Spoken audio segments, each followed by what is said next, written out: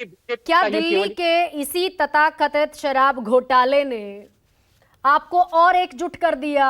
क्या भीतर की जो कहीं मनभेद, कहीं मतभेद की स्थिति थी, क्योंकि कांग्रेस पार्टी शराब घोटाले पर बोलने को राजी नहीं थी पहले दिन जब छापेमारी हो रही थी, लेकिन आज आप समक्ष बैठे हुए हैं, साक्षात बैठे हैं, तो क्या इंडिया ब्लॉक को इस शराब घोटाले ने कुछ और किया हो न किया हो, आपको एकजुट कर दिया क्या? देखिए, मुझे लगता है गरिमा जी, शराब घोटाले के ऊपर प्रश्न उठाने वाली कांग्रेस पार्टी ही सबसे पहले थी, क्योंकि बीजेपी तो साथ में जुड़ी हुई थी। जिस एक्साइज पॉलिसी की अभी बीजेपी की प्रवक्ता महोदय बात कर रही थी, उसको तो एलजी महोदय ने अप्रूवल दी थी, और जितने ठेके खुले थे कॉरपोरेशन के एरिया में खुले थे और कॉरपोरेशन ने उनकी परमिशन दी थी, एनओसीज दी थी। हम ही ने सवाल उठाए थे। लेकिन दुखद यह है कि जिस तरह से जांच एजेंसियों का दुरुपयोग हो रहा है, 1.5 साल हो गए लेकिन चार्जशीट फ्रेम नहीं होते हैं, 1.5 साल हो गए लेकिन उसके बाद सुप्रीम कोर्ट फटकार लगाता है।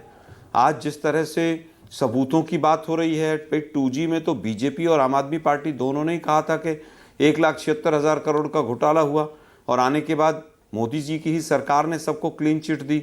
आज हालत ये है कि सुप्रीम कोर्ट ने ये कहा कि संजय मिश्रा जो ईडी डायरेक्टर हैं, उनके 2 टर्म पिछले वो दोनों गैर कानूनी हैं, अवैध हैं।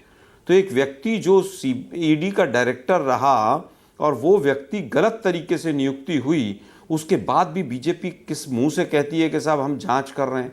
सीबीआई के डायरेक्टर आलोक वर्मा की पेंशन आज भी मिलती है कि नहीं, देश को नहीं पता है। उनको रात को किस तरह से सीबीआई के दफ्तर को रात को 2 बजे दिल्ली पुलिस ने जाकर घेरा था। तो आप स्वतः देख सकते हैं कि किस तरह से तमाम जांच एजेंसियां इनके पूरी तरह से मुट्ठी में काम कर रही हैं। लेकिन और जो आलोक अभी शर्मा, आपने अपने प्रोग्राम आलोक में शर्मा ठीक गरिमा है जी कि अपने आंकड़े बढ़े दिखाए। हैं, मैं मानती हूं इस चीज को, मैंने खुद ही कहा ये बात कि आंकड़े बहुत ज्यादा चौंकाने वाले हैं, परेशान करते हैं, लेकिन ये पहली बार हो रहा हो ऐसा भी तो नहीं है ना। 2013 में तो सुप्रीम कोर्ट ने आपके लिए कहा कॉल ब्लॉक आवंटन के मामले पर सुनवाई में कि सीबीआई पिंजरे में बंद ऐसा तोता है जिसके कई मालिक हैं। आप इतना इंटरवीन कर रहे थे कि सुप्रीम कोर्ट को इस सख्त टिप्पणी करनी पड़ी।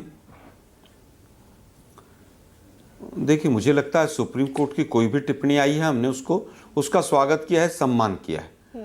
हमने तो अपने समय में केंद्रीय मंत्रियों को, सांसदों को जेल में भी डाला, और सुप्रीम कोर्ट के कहने से जो भी एक्शंस हुए हमने लिए। लेकिन क्या सुप्रीम कोर्ट के कहने से संजय मिश्रा को हटा दिया गया? क्या उसको वापस एक्सटेंशन देने के मूड में सरकार नहीं थी? हमने हमेशा से न्यायालय का, कानून का पूरी तरह से पालन किया है।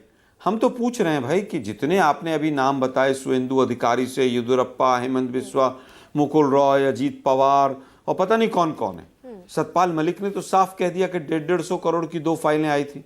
और जब 95% केसेस केवल और केवल विपक्षी सरकारों पर हो तो सवाल उठाए जाएंगे। 95% सीएजी की रिपोर्ट हो, चाहे तमाम चीजें